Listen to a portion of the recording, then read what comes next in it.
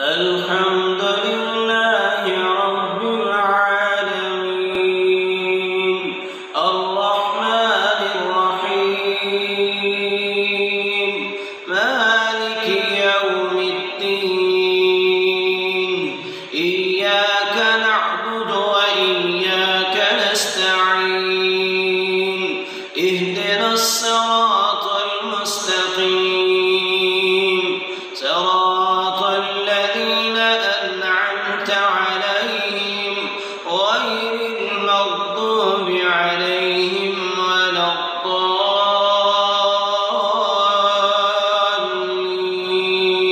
الضالين إن هذا القرآن يهدي للتي هي أقوم ويبشر المؤمنين الذين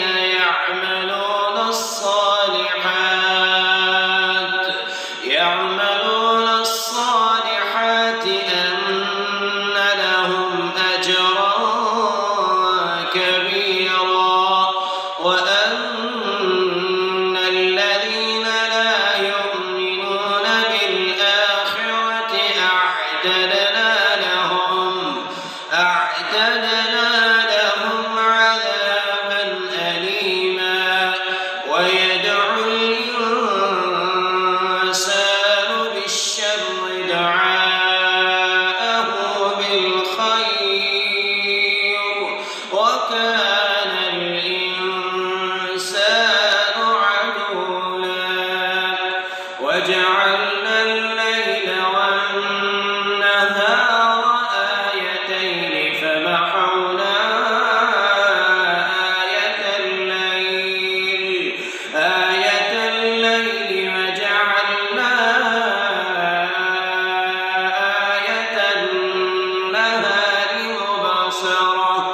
آية النهار مبصرة لتبتغوا فضلا من ربكم ولتعلموا عدد السنين والحساب وكل شيء فصلناه تفصيلا وكل إنسان ألزمناه